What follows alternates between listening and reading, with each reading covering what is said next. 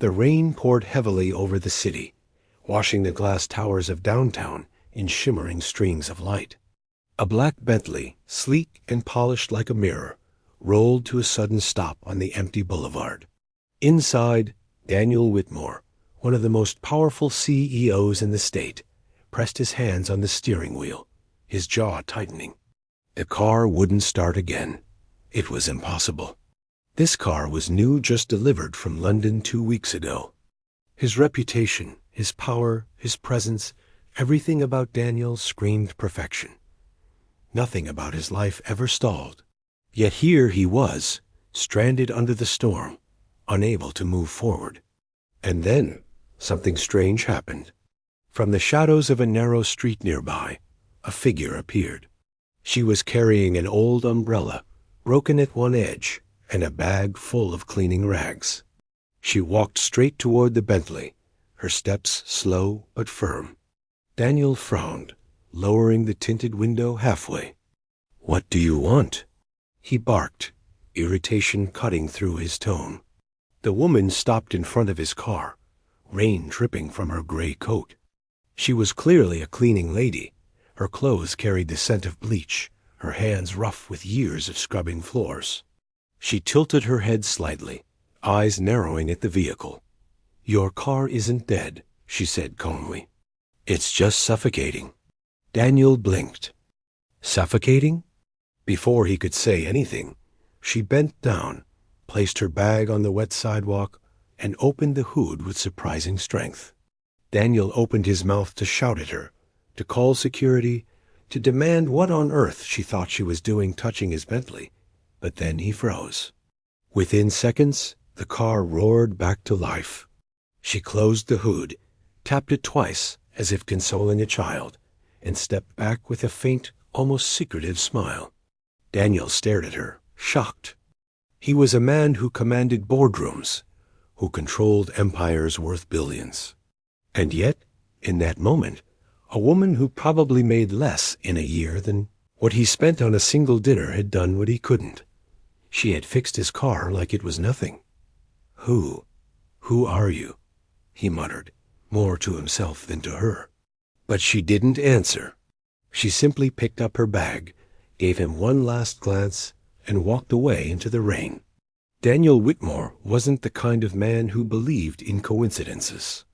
His world was built on calculations, on strategy, on control. And yet, he couldn't shake the image of that woman from his mind. The way she had spoken, so certain, so calm, as if she knew something he didn't. For the rest of the drive home, he kept hearing her words. "It's just suffocating." The following morning, Daniel entered his office on the 57th floor of Whitmore Global Enterprises, overlooking the entire city. The skyline looked like a kingdom, and it was his. His assistant, Claire, was already waiting, arms full of folders. "Sir, the board meeting starts in 30 minutes. You'll need to review these reports about the acquisition of—" But Daniel cut her off. "Claire, do we have access to the employee records of the building maintenance staff?" She blinked, caught off guard. "Yes, but why would you want those?" Daniel didn't answer. He was still thinking about that woman. That night, against all reason, he returned to the same street where his Bentley had stalled. It was late, past midnight, but something pulled him there. The rain had stopped, and the city lights reflected in the puddles like broken diamonds. And then he saw her again. The cleaning lady was kneeling by the entrance of a closed bakery, scrubbing the steps with a brush. Her hair, tied loosely back, glistened with sweat. She worked with such intensity that she didn't notice him at first. Daniel stepped closer. "You," he said firmly. She looked up, startled, then quickly lowered her eyes, as if embarrassed. "I'm sorry, sir. If I disturbed you the other night—" "You didn't disturb me," Daniel interrupted. "You fixed my car. No mechanic has ever done it that fast. Who taught you that?" The woman hesitated. "My father. He was a mechanic before he passed." Daniel studied her. She couldn't have been more than 35. yet her face carried the lines of someone who had lived 3 lifetimes. There was a quiet dignity about her, something no wealth could buy. "What's your name?" he asked. "Isabella," she replied softly. From that night forward, Isabella haunted Daniel's thoughts. He found himself seeking her presence, asking questions, learning about her life. She worked 12-hour shifts as a cleaning lady for multiple companies, moving silently through the halls of power, unseen by the very men who made decisions that shaped the world. But she wasn't just another worker.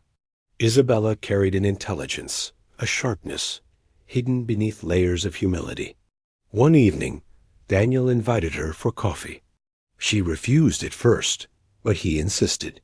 Sitting across from her in a small cafe, far away from his glittering corporate empire, he asked her a question that surprised even himself. "Why did you say my car was suffocating?" Isabella stirred her tea, eyes distant. "Because everything in life suffocates when it's not allowed to breathe. Machines, people, even hearts. Your car wasn't broken. It was just neglected. Sometimes all it takes is a little air, a little release, for things to live again." Her words struck him harder than any boardroom argument. For the first time in years, Daniel felt something shift inside him. Weeks turned into months. Isabella became a secret in Daniel's life, a presence he didn't want the world to know about, but couldn't stay away from. He brought her books, tools, even a small set of mechanic instruments, curious to see her hands work with precision. But it wasn't just about the car anymore. Isabella challenged him. She questioned his empire, his choices, his values. "You have everything," she told him once, "but you live as if you have nothing. Power without meaning is just another kind of poverty." Daniel, a man who had crushed competitors without mercy, found himself unable to argue. Then came the turning point. One night, during a gala hosted at his mansion, Daniel's Bentley once again failed him. This time, it happened in front of dozens of high-profile guests, investors, politicians, journalists. He could feel the judgment in their eyes. A symbol of perfection, humiliated by a machine that refused to obey. And then Isabella appeared. She had come only to return a book he had lent her. She hadn't been invited to the gala, yet somehow she found herself in the middle of the crowd, standing calmly beside the broken Bentley. Without hesitation, she opened the hood, touched a few components, and the engine roared back to life. Gasps filled the air. Guests whispered. A billionaire's car, revived not by his wealth, not by his connections, but by the hands of a cleaning lady. Daniel looked at her, his chest tightening. For the first time, he didn't feel powerful. He felt exposed. And in Isabella's eyes, he saw not judgment, but truth. That night, after the guests had left, Daniel found her in the garden. The moonlight bathed the roses in silver, and Isabella stood quietly, holding her ragged umbrella like a shield. "Why do you keep helping me?" Daniel asked, his voice breaking the silence. She looked at him steadily. "Because even kings need to remember they are human." Daniel's breath caught. He had built his life on walls of glass, of steel, of pride. Yet Isabella, with her rough hands and gentle voice, had torn them down without even trying. And he couldn't decide if that terrified him or saved him. The following week, Daniel tried to push Isabella from his mind, but it was impossible. Every meeting, every contract negotiation, every speech he delivered felt strangely hollow. His empire, which once gave him pride, now seemed fragile like glass towers built on sand. He kept hearing her words echo. Even kings need to remember they are human. At first, he resisted. Daniel Whitmore was not a man who let anyone penetrate his defenses. He had spent his entire life building a fortress around himself, brick by brick, deal by deal. To let someone like Isabella, a cleaning lady, with nothing shake him was unthinkable. And yet, she had. A week later, Daniel made a decision that stunned his board. He canceled the billion-dollar merger with Daxon Technologies, a deal that had taken months of negotiations. His executives protested, claiming it was reckless, that it would cost the company millions in projected profit. But Daniel stood firm. "This deal is poison," he said flatly in the boardroom. "It looks profitable, but it will kill us in the long run. I won't suffocate my company for the illusion of growth." The directors exchanged confused glances. None of them knew the real reason behind his decision. None of them had heard Isabella's metaphor about suffocation. For Daniel, it was no longer just business. It was survival, the survival of something deeper than numbers. That night, unable to fight his thoughts, he went to find her again. He drove not in the Bentley, but in a modest sedan, trying for once to disappear into the shadows of the city. He found Isabella in a laundromat, folding sheets neatly into piles. She looked up when he entered, clearly startled. "Mr. Whitmore," she said softly. "Daniel," he corrected her. "Just Daniel." There was a silence between them. He stepped closer, lowering his voice. "You've changed me," he confessed. "And I don't know whether to thank you or curse you." Isabella paused, then gave a faint, tired smile. "You don't owe me anything. I just reminded you of what you already knew." Their meetings became more frequent. Sometimes they spoke of small things, books, music, stories from Isabella's childhood. Other times they delved into matters Daniel had never spoken of to anyone. His father's coldness, his mother's absence, the loneliness of success. Isabella never judged. She simply listened, occasionally offering words that struck like arrows of truth. But one evening, something shifted. Daniel arrived at the apartment building where Isabella lived, a rundown place with flickering lights and peeling walls. He brought her a gift, a simple necklace, nothing extravagant by his standards, but enough to make her eyes widen. "I can't accept this," she whispered. "Why not?" he asked. "Because gifts always come with chains," she said. "And I've spent my whole life breaking free from chains." Daniel froze. For the first time, he realized that what he considered generosity could feel like control to someone who had known only struggle. He placed the necklace back in its box and instead handed her something else, a notebook. "For your thoughts," he said. Isabella held it as if it were made of gold. One night, as they sat on a park bench beneath the city lights, Isabella told him her story. She had grown up the daughter of a mechanic, learning the rhythm of engines before she could even write her name. Her father had taught her resilience, the value of fixing what others abandoned. But when he died suddenly in an accident, Isabella's world collapsed. Her mother fell ill, and Isabella had to abandon school to clean offices, to scrub floors, to survive. She had never complained. But her dreams, her true dreams, remained buried beneath layers of exhaustion. Daniel listened, feeling a rare ache in his chest. For years, he had judged people by their achievements, their wealth, their influence. Yet here was Isabella, who had none of those things, and she was more alive, more real than anyone he had ever met. "You were never meant to be invisible," he said quietly. She smiled faintly. "Invisible people see more than kings ever will. But fate has a way of testing even the strongest bonds." One morning, news broke out. A paparazzi photograph, grainy but unmistakable, showed Daniel Whitmore standing in the rain with Isabella, handing her a book. The media erupted. Headlines screamed, "Billionaire CEO secretly meeting cleaning lady." His board panicked. Investors called him reckless. Rumors spread like wildfire that Isabella was manipulating him, that she was a con artist, that she was blackmailing the most powerful man in the city. Daniel's empire trembled.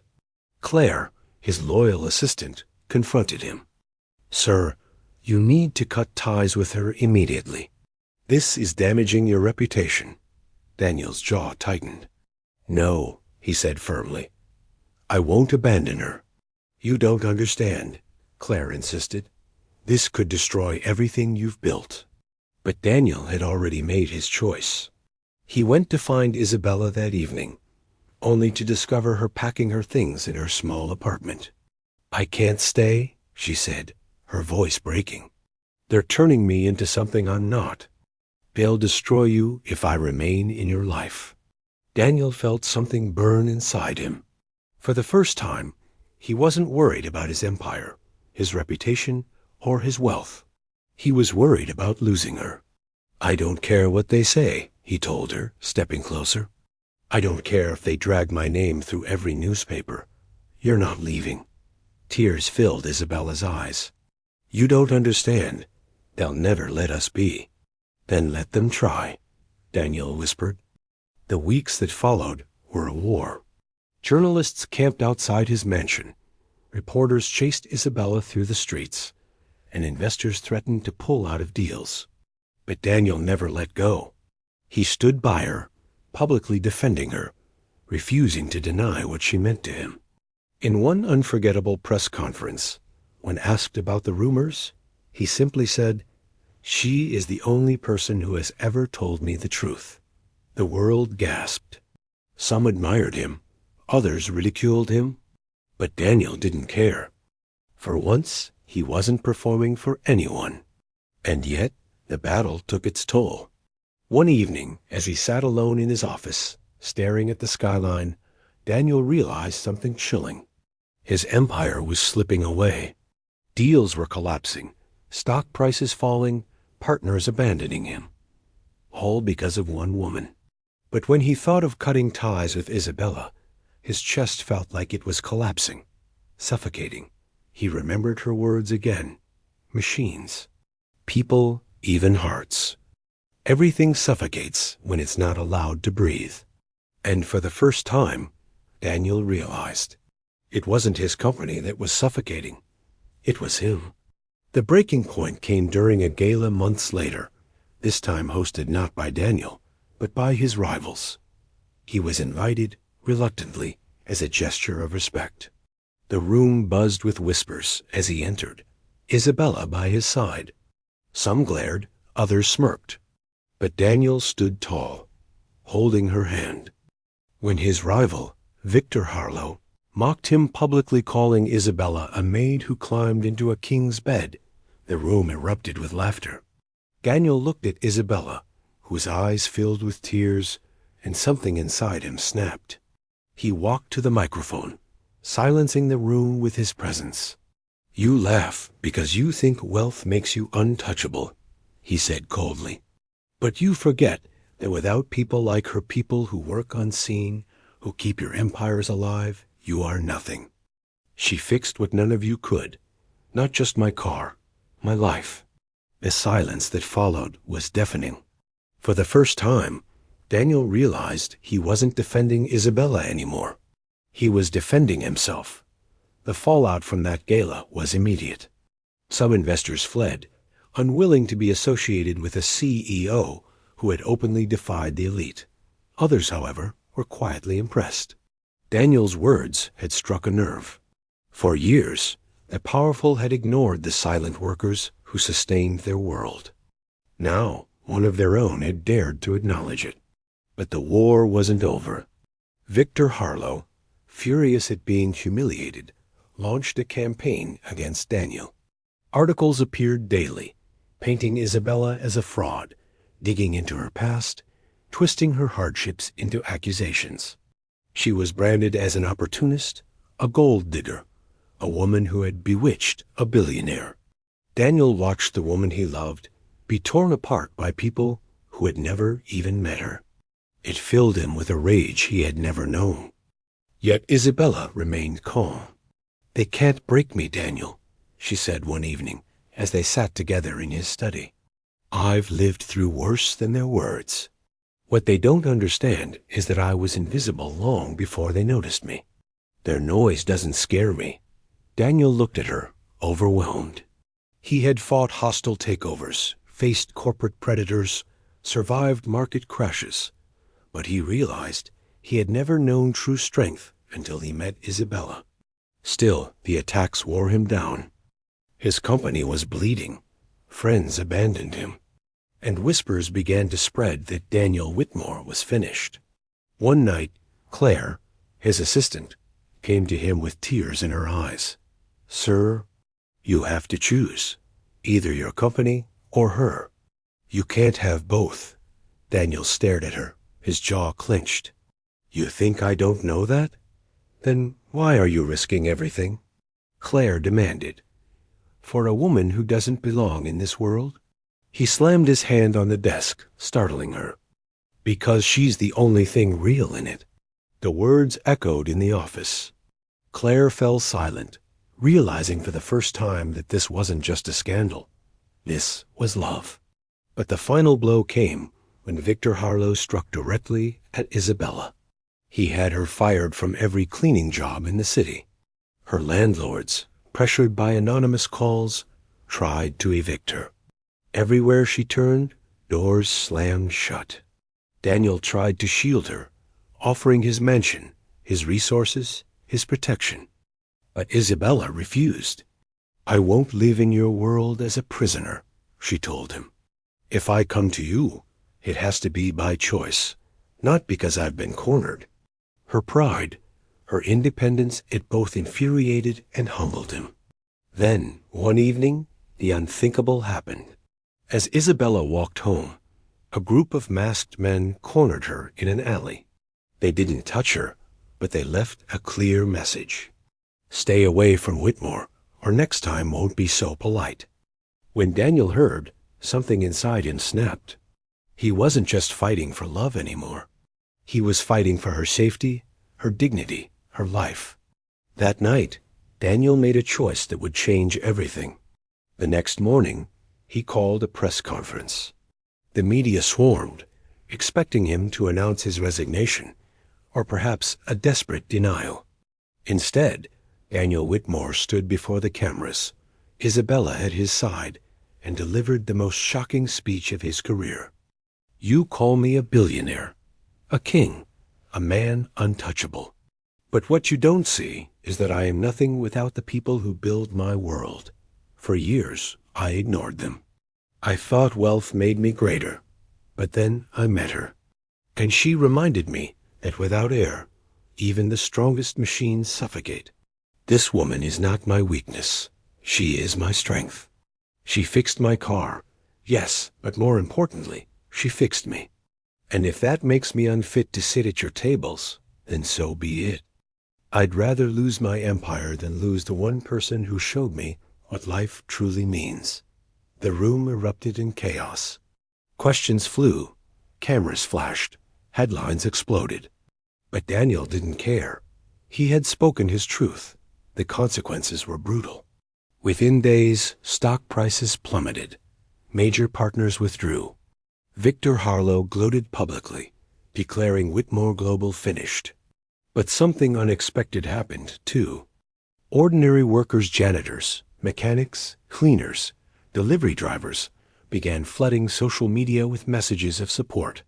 They shared their stories, their struggles, their invisibility, and they praised Daniel for daring to acknowledge them. The hashtag even kings are human began trending worldwide. Suddenly, Daniel wasn't just a disgraced CEO. He had become a symbol of something bigger. Slowly, against all odds, things began to shift. A new wave of investors, smaller, less traditional, but passionate, offered support. They saw an opportunity not in crushing Whitmore Global, but in transforming it. Daniel embraced them. He restructured his company, cutting ties with corrupt partners, implementing programs to support low-level workers, giving voices to those who had long been ignored. It wasn't easy. The road was brutal. But Daniel didn't care anymore about being the richest, the most powerful, the untouchable. He cared about being real. And through it all, Isabella stood by him. Months later, as spring bloomed across the city, Daniel took Isabella back to the street where they first met, the very spot where his Bentley had stalled. The rain was gentle this time, a soft drizzle instead of a storm. "Do you remember?" he asked quietly, She smiled. I remember. You said my car was suffocating, he said. But it wasn't just the car, was it? It was me. Isabella touched his hand. Yes, but you learned to breathe again. He looked at her, emotion tightening his throat. You saved me. She shook her head gently. No, Daniel, you saved yourself. I just reminded you that you were human. And for the first time in his life, Daniel Whitmore, billionaire, CEO, king of glass towers, felt free. Years later, people would still talk about the scandal, the fall, the rebirth of Whitmore Global. But for Daniel and Isabella, none of that mattered. What mattered was that one rainy night, a cleaning lady with rough hands and a broken umbrella had fixed more than a car. She had fixed a man. And in doing so, she had rewritten the story of a king who finally remembered how to breathe.